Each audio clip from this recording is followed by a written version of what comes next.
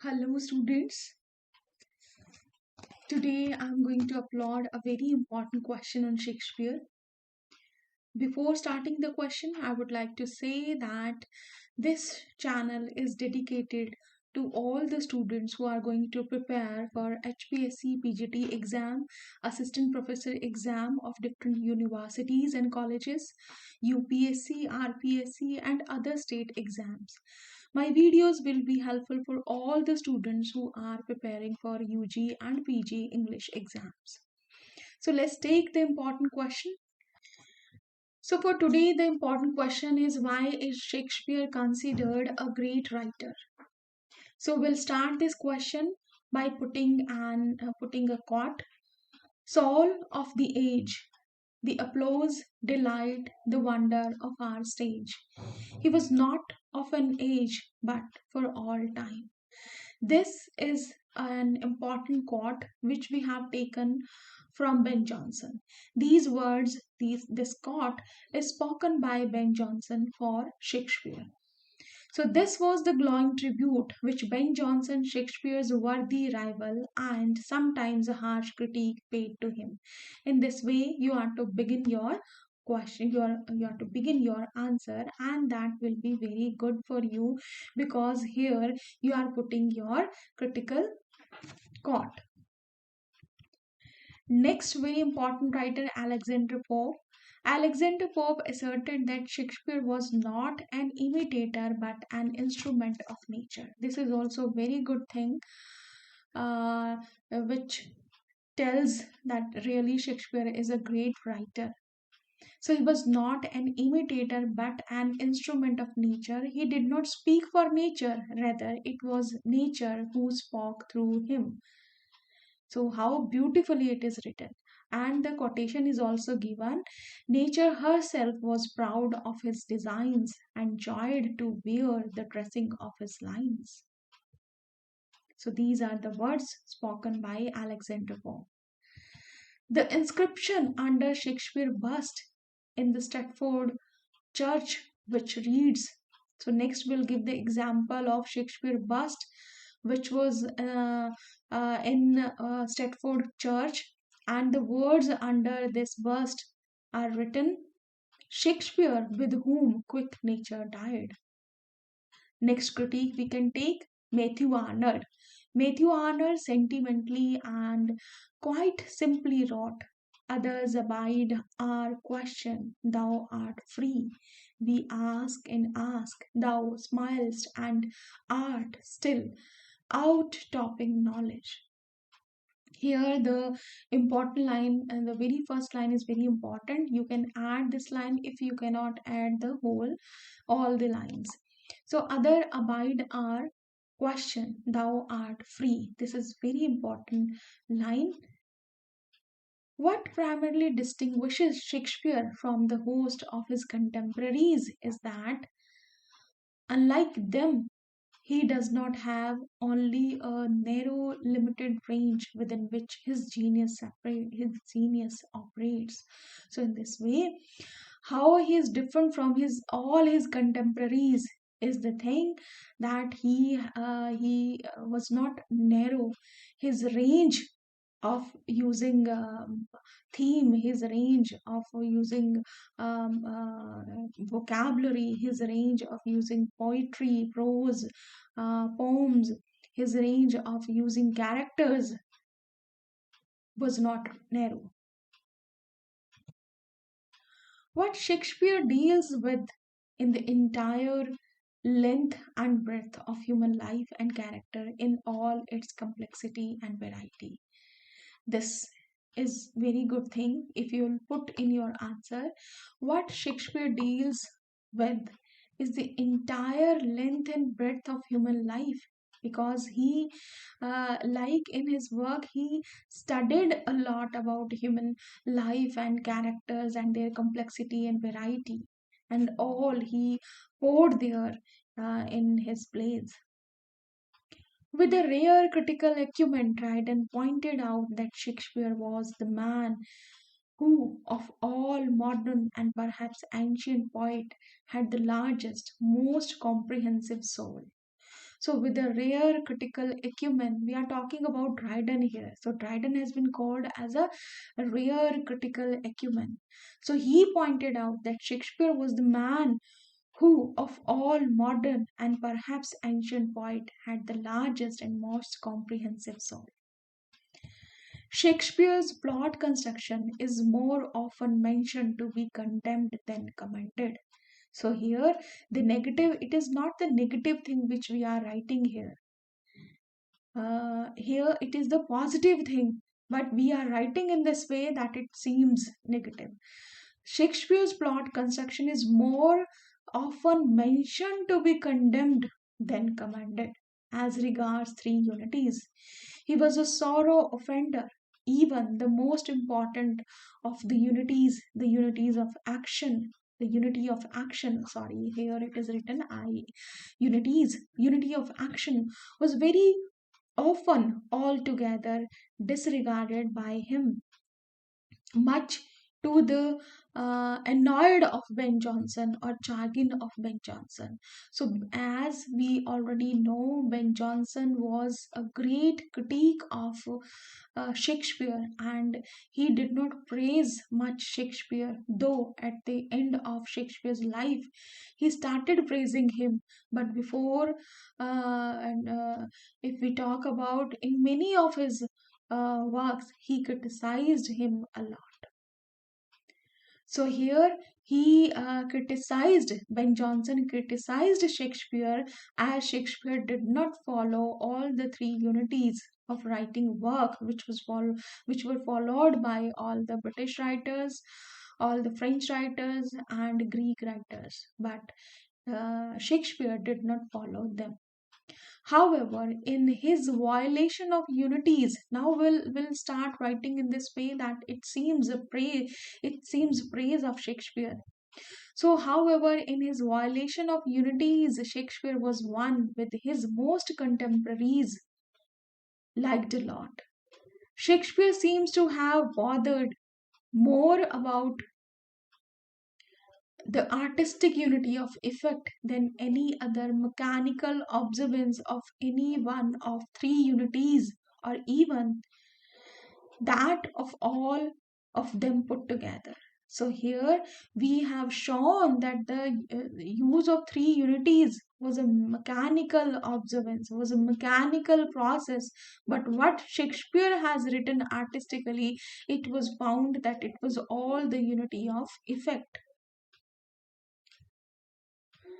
We have a much larger number of memorable scenes in the plays of Shakespeare than in those of any other dramatist.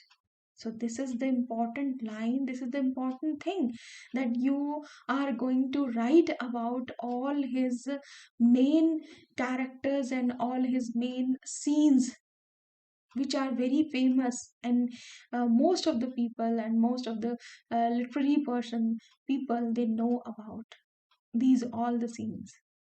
Some of the scenes of the nature are the storm of this nature are the storm scene in King Lear, the sleepwalking scene in Macbeth, the trial scene in The Merchant of Venice, the scene in Othello showing the last encounter between Othello and Desdemona, the deposition scene in Richard II, the Falstaff scene in Henry IV Part 1. We already know how Falstaff was a very important character in Henry IV, liked by Queen Elizabeth. Furthermore, Shakespeare's exploitation of the technique of suspense is remarkable. So, how did he put suspense in his work? This is also very remarkable thing. Next, how can you make your answer more authentic and critical? According to Compton Rickett, the quality which establishes Shakespeare's superiority over his contemporaries is his insight into human nature. What is the most important thing about him? That he always has a kind of insight into human nature. He had thorough knowledge about human nature, human treatment, human behavior. It gives his characters an abundance of psychological realism, making them very convincing. We know his characters better than we do our aunts and uncles. So we know Shakespeare's characters better than our family members, our family relatives. Because how can, if we'll give any situation to Macbeth or Lady Macbeth, we already know how will they react, because we, these characters are so much overwhelmed, so much filled in us, that we already know how will they take decision. Then our uncles and aunts, they are all intensely human, and not the wooden personified humors of Ben Jonson's comedies or the superhuman heroes of Marlowe's tragedies. So, this is the best example how critically you can analyze Shakespeare characters and other writers' characters. These are mechanicals, these are wooden puppets, these are wooden personified, only just making humor. And like the Marlowe's characters, they are like superhuman characters, not related to the normal human beings. So, in this way, we can write. Shakespeare was above all a master of human psychology, although the word itself was not known in his day. This is also a very important thing that he always wrote. He was a master of human psychology. Even the word psychology was not known by people in his days. In his universal humanity, his all embracing understanding of every human emotion and instinct, which has made Shakespeare what he is, the greatest philosopher of human interest ever known. Macbeth ambition. Now, will in this way we have seen about his characters, which deals with human behavior, which deals with human knowledge, and now what next point you can add? Macbeth's ambition, Falstaff's light-hearted villainy, Lear's simplicity, Desdemona's naive devotion, Shylock's greed and revengefulness, Portia's intellectuality, Imogen's fidelity, Iago's malignity have all a ring of super veracity. So, these all are the variety of characters where we find certain distinct quality in them. But these characters are by no means simple or endowed with single track mind. But these characters are really very complex. These are not very simple characters, and these are not very endowed with the single track minds. They are complex as living individuals whose conduct can't always be so easily explained. So every individual is distinct, is special, has his own traits. Sometimes we are good, but sometimes for someone we are not good. So to understand human character is very, very complex. So in this way, these all the famous characters of Shakespeare are also very, very complex. Shakespeare exhibits the organic development of his characters from beginning to end. So how did he present his character? So he exhibits the organic development of his characters from the beginning to end. So a kind of a development which he has shown of his characters, how the characters in some situation are good, how they are in some situation bad.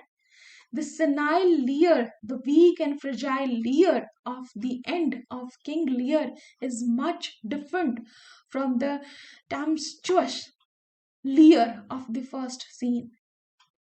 So, how much uh, violent and proud he felt in the beginning of, King Lear felt in the beginning of, we did not find him at the end.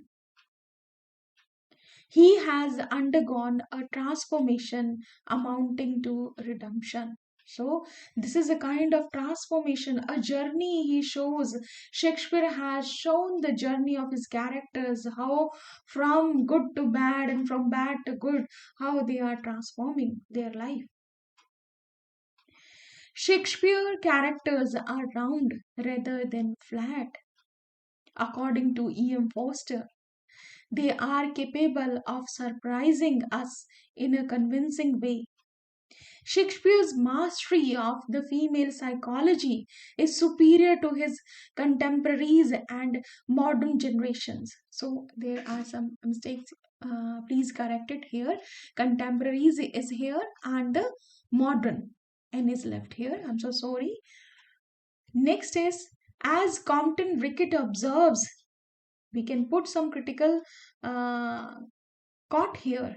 As Compton Rickett observes, Portia, Rosalind, Beatrice, Cleopatra, Juliet are startling.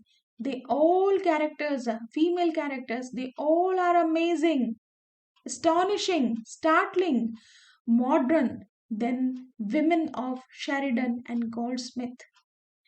Beside them, even the women of Dickens and Thackeray seem old fashioned. Compton Rickett considers Shakespeare's incomparable poetry as one of the feature of which has rendered his work of universal interest. So Shakespeare poetry now will take the example from his poetry that you will add in this question in this answer something about his poetry also. So Shakespeare's incomparable poetry as one of the features which has rendered his work of universal interest. Shakespeare was a richer and more imaginative poet than any of his contemporaries. He is the supreme poet in an age of great poetry because his poetry is wider in range and deeper in feeling than that of his contemporaries. He touches every mode of graceful sentiment as in the romantic comedies. So, he is the supreme poet if we compare him from his contemporaries. Why so? Because of his wider in range and deeper in feeling. He touches every mood of graceful sentiment, as in the romantic comedies, of delicate fantasies, as in the fairy plays, of philosophical meditation, as in the tragedies of mid period, and of poignant passion, as in the later tragedies. Hazlitt talks about Shakespeare's magic power over words, his interchanging of verse and prose for dramatic utterances. To B speaks his wonderful artistry and a kind of fidelity to nature. So his all the use of prose and the use of poetry is like sometimes in nature we find that sometimes there is autumn season and sometimes there is spring season. So in the same way, in his work, in his plays, somewhere he uses verse and somewhere he uses prose. Like Romeo, a romantic lover talks invariably in verse. Falstaff, an anti-romantic fellow, always talks in prose. Othello, when moved by bestial thought, talks in prose, even though normally he does in verse. Rosalind talks in prose when she is talking light-heartedly in holiday humor. So here we have put that where did he use verse form and where did he use prose form. When he has to show the intellectuality and the thought and seriousness, he uses prose. And when he has to show the romanticity of character, then he uses poetry, then he uses verse. So, in the way we conclude this answer, Shakespeare's plays are of universal significance and highly superior to those of his contemporaries on account of his wonderful poetry, his sympathetic humanity, and broad mindedness. A poet, said Ralph Waldo Emerson, speaks from a heart or in unison with all times and all countries. You can add again the critical lines which were put by Ben Jonson. You can add those lines also here. Otherwise, the conclusion is enough. So today we have seen the very important question: why is Shakespeare considered a great writer? I hope you have all understood how you are to write a critical answer on Shakespeare, specifically if the question will come to you about his greatness. So, how can you put a good answer? In this way, if you will revise this, learn this will also helpful for you to crack interview if you have already passed your exam. So I hope you have liked the way I have put here this answer, and I tried my level best to make you understand about this, how you can easily write this answer in your question. So I hope you liked it, and kindly, if you really find this my video helpful for you, so like, share and subscribe. Thank you everyone. Stay with me.